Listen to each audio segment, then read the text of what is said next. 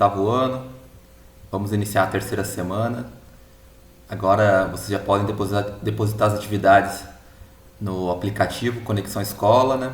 Tem os espaços lá, só clicar em História, clica lá em cima em Atividades.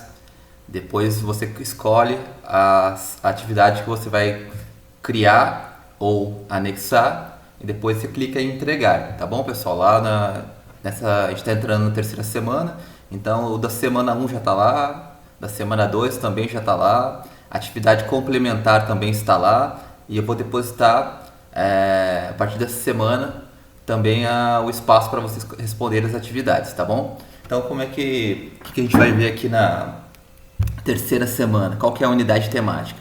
São as lógicas comerciais e mercantis da modernidade. Então a gente já analisou um pouco a modernidade, já viu alguns conceitos, analisou a reforma protestante, a questão da expansão marítima, fizemos atividades complementares em relação ao iluminismo, ao início dos direitos humanos, vimos a Revolução Francesa, vimos a questão da Revolução Industrial, enfim, uma série de eventos que aconteceram na modernidade e impactam na nossa vida até hoje, ok?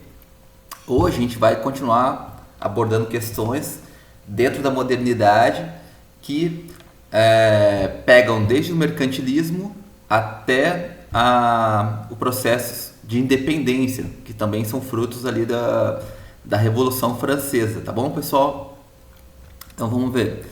Os objetos de conhecimento são as lógicas mercantis e o domínio europeu sobre os mares e o contraponto oriental. Então as habilidades estão dentro da BNCC, que é a Base Nacional Comum Curricular, e os conteúdos relacionados, primeiras formas de exploração e organização do trabalho, as diferentes formas de resistência dos colonizados, organização e funcionamento das sociedades coloniais na América Espanhola e Portuguesa. Pessoal, nesse primeiro vídeo eu vou focar na América Espanhola, tá bom? E a gente faz o contraponto com a América Portuguesa na próxima aula, ok? Então não vamos perder tempo, já vamos lá para o material de apoio. Como que essa América Espanhola é derivado desse processo de expansão também, né? Essa expansão marítima que levou à chegada dos espanhóis no continente americano, ok? Então, analisando aqui a América Espanhola ou América Hispânica, são as denominações dadas aos países da América Latina, que foram colônias do Império Espanhol. Atualmente, esses países estão distribuídos na América do Sul, Central e do Norte. Então, atualmente, a América Espanhola, ela aborda toda essa região, ok? Então aqui a gente tem um mapa que aborda a distribuição na época que a América, né, era dividida entre a América Espanhola, que é toda essa parte, que é lá o vice-reino da Nova Espanha, que vai até o vice-reino aqui do Rio da Prata, ok? Então vai lá lá pega o México, um pedaço dos Estados Unidos, até, né, que hoje, né, é os Estados Unidos e o México, até o sul aqui da Argentina, tá bom? Então em América Portuguesa seria o Brasil, tá bom? Então vamos lá.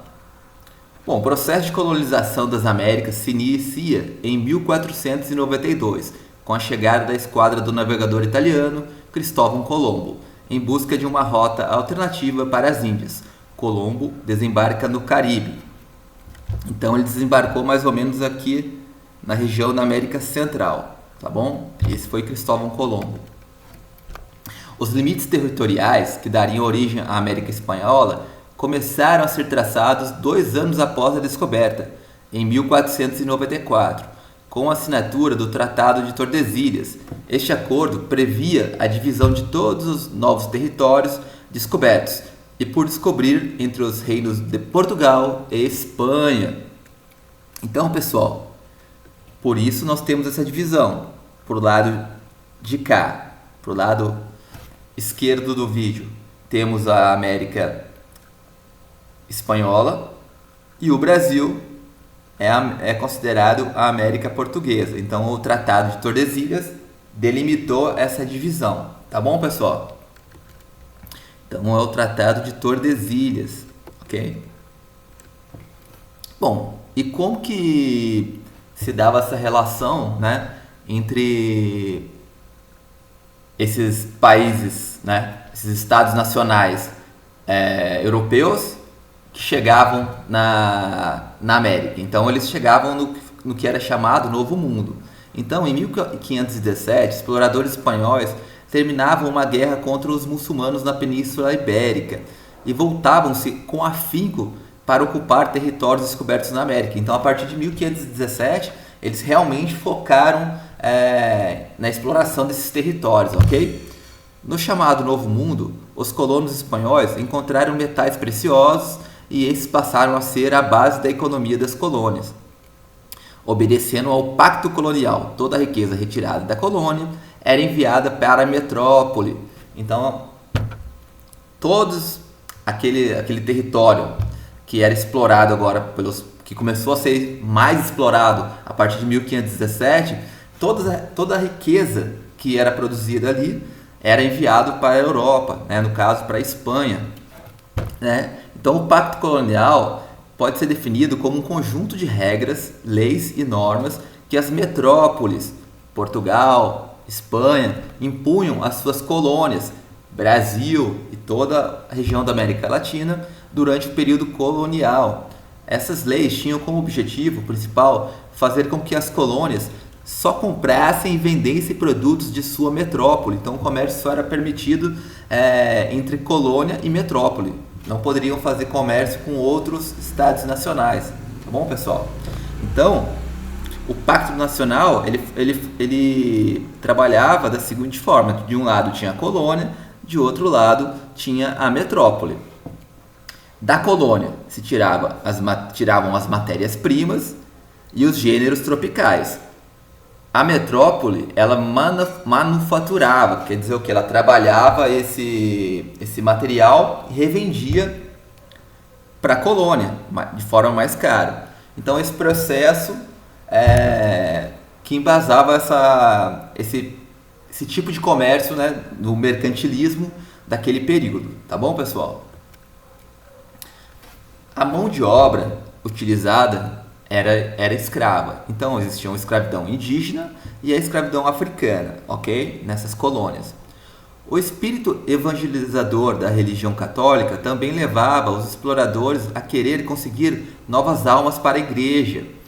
Os indígenas eram catequizados, em grande parte abandonou seus costumes e outra parte mesclou suas religiões com o cristianismo. Em teoria, era proibido escravizar os indígenas. No entanto, na prática, os nativos eram capturados de suas comunidades e distribuídos entre colonizadores para trabalhar em minas. Esta prática, entre os povos andinos, dava-se o nome de mita. Então, era um tipo de mão de obra escravizada, tá bom, pessoal? Então, naquela época ainda não tinha a ideia nesse período não se utilizava de uma mão de obra assalariada como se tem hoje em dia. Então, a mão de obra era escravizada, seja mão de obra indígena, seja de escravizados que vinham do continente africano, tá bom? Os colonizadores levaram doenças desconhecidas para os indígenas, como a varíola, tifo, sarampo e gripes, que faziam grande número de mortos. Os espanhóis apresentavam infinita vantagem bélica na comparação com os povos nativos e souberam fazer alianças que jogaram as tribos indígenas umas contra as outras. Além de espadas mais robustas e da pólvora, levaram cavalos para o novo continente e passaram a deter intensa vantagem no campo de batalha. Desta maneira, os indígenas sucumbiram aos colonizadores. Impérios inteiros foram destruídos, como os maias, astecas e incas. Pessoal, falando dessa região dominada pelos espanhóis, né, colonizada pelos espanhóis, a gente observa que existiam várias sociedades ali, chamadas, por exemplo, de os maias, os astecas, os incas. Então a gente observa que os astecas ficavam aqui numa região da América Central. Os maias também, América Central. E os incas aqui, ó, na região dos Andes, né, que vai aqui do Peru até o Chile, tá bom, pessoal? O atual Chile. Então, essas três grandes civilizações são as mais conhecidas.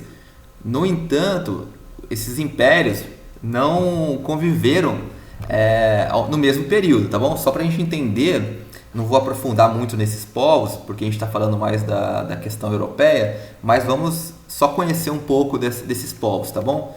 Então, os maias foram uma civilização pré-colombiana, né, antes da chegada de Colombo, que se desenvolveu na Mesoamérica, como a gente viu, né, na América, no meio da América, a partir de aproximadamente 1800 a.C., se a gente for somar 3.800 anos atrás.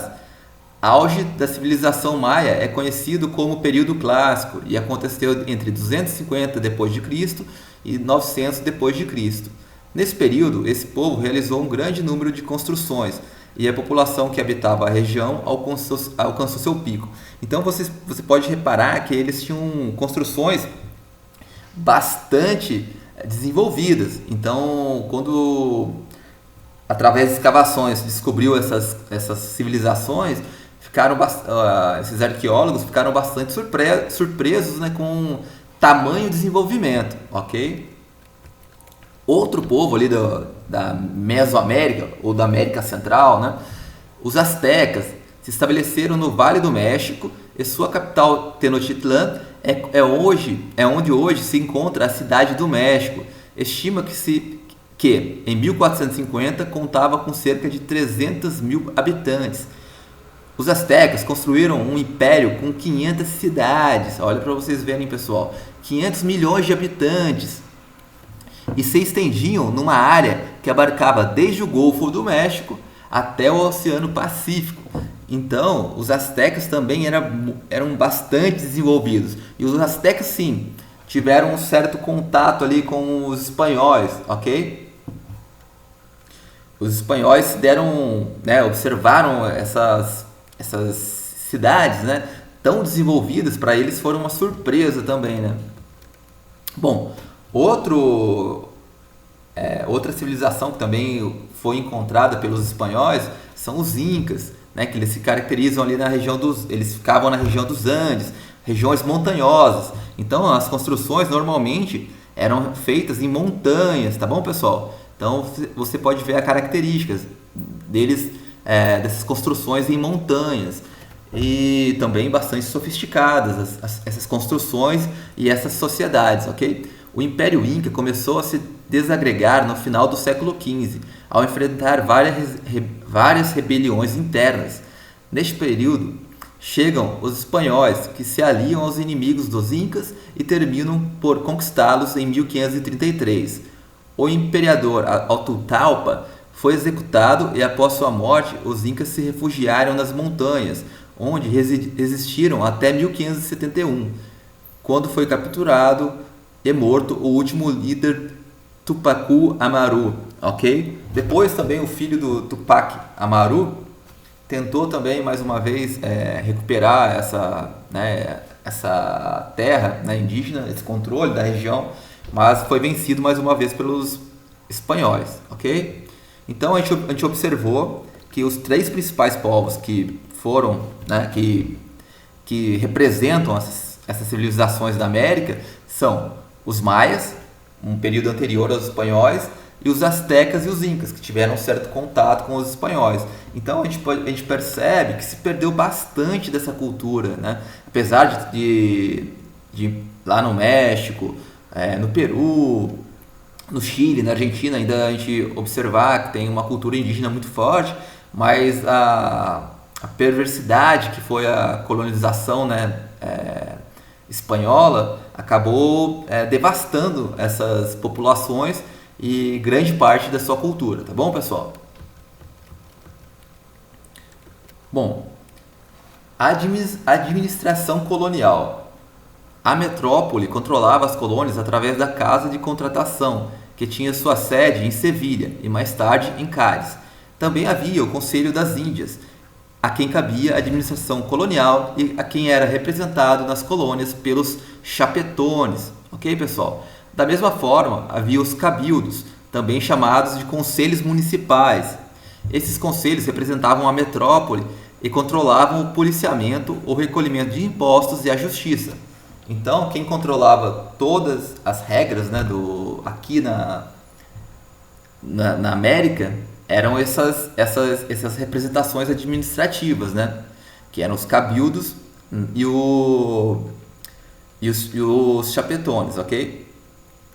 Então, quem que eram os chapetones? Tinha os chapetones e tinha o clero, que eram espanhóis que ocupavam altos cargos e tinham privilégio na sociedade. Se a gente observar aqui na pirâmide, era a menor porcentagem da população.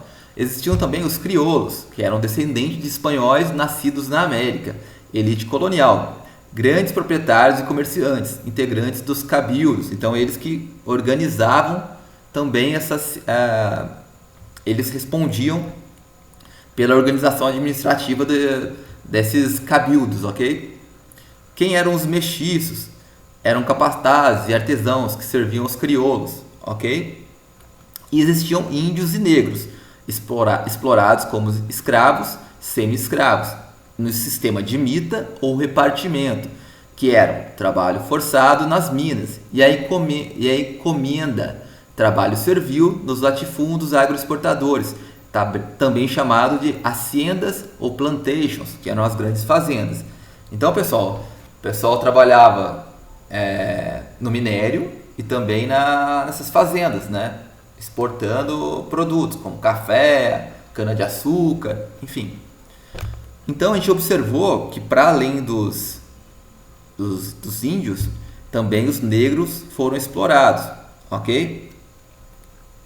Então, os chefes dos cabildos eram escolhidos pela própria coroa e muitas vezes eram vitalícios.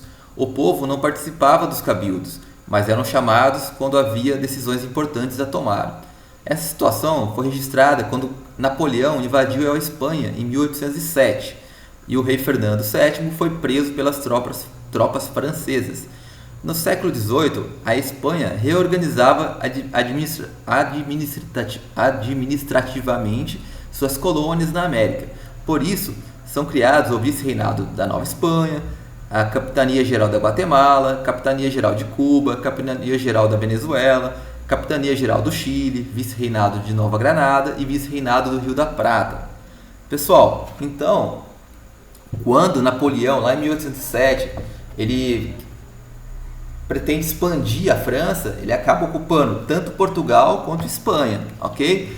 No caso de Portugal, eles vieram para o Brasil, a família real vem para o Brasil. No caso da Espanha, eles colocaram... a França tentou dominar essas regiões, né? Mas como tinha lá os crioulos e os chapetones que tomavam conta da região, o governo espanhol ele conseguiu segurar, né? E depois que acabou essa ocupação e a França não dominou mais a Espanha, o que aconteceu? Eles não conseguiram mais, mesmo fazendo todas essas divisões aqui, que depois se tornariam os países que a gente conhece hoje, né? Como o vice-reino do Peru, hoje em dia boa parte é o Peru, vice-reino do Rio da Prata, que hoje é a Argentina, a Capitania Geral do Chile, que hoje, né, em boa parte é o Chile. Então esses países se formaram justamente nesse período, quando o rei da Espanha tenta voltar a dominar essas regiões e não consegue. E aí começa o processo de independência nesses países, ok? Por isso que na América Espanhola a gente observa vários países, se formaram vários países. Argentina, Paraguai, Chile, Uruguai, enfim, México. E no Brasil, a América Portuguesa foi um processo diferente, que a gente vai ver na próxima aula. Pessoal, então a gente observa aqui, ó, como que se fragmentou. Olha aqui, ó, Argentina, Uruguai, Bolívia, todos faziam parte aqui do México, né? Então todos, Cuba, todos faziam parte aqui desse domínio espanhol. Pessoal, para finalizar a nossa aula, né, a gente falou da escravidão, da utilização da mão de obra dos indígenas. Mas aqui, principalmente nessa região aqui, ó, Cuba, Guatemala, Costa Rica, Panamá, República Dominicana e Porto Rico, ali se exterminou praticamente com todos os índios. E eles utilizaram, a partir de então, como o Brasil fez, de mão de obra de escravos trazidos do continente africano, tá bom? E só para vocês terem noção de como foi esse processo de fim da escravidão, a escravidão na América Espanhola não ocorreu de forma homogênea. No Caribe, populações inteiras foram dizimadas e substituídas pelos negros africanos. Entretanto, na América Andina, se registra o uso dos indígenas e dos negros africanos, de acordo com a tarefa que deveriam desempenhar e o local onde deveriam trabalhar. Só para vocês terem uma noção, o primeiro lugar onde se rompeu com essa escravidão, né, que aboliu a escravidão, foi em São Domingo, lá no Haiti, que foi em 1804. Depois foi o Chile, algumas províncias da América Central, México, Uruguai, daí colônias suecas, enfim, dinamarqueses, franceses, para vocês verem também que não foi só os espanhóis. Então haviam outros tipos de colônia na região da América, claro que menores. Os mais importantes eram os espanhóis e os portugueses, né? Aqui na América Central para baixo. Na América do Norte, os ingleses, tá bom? Mas eu chamo a atenção, pessoal, que o último país a abolir a escravidão foi o Brasil, em 1888. Então, se o Haiti foi o primeiro lá no início do século XIX, o Brasil seria o último.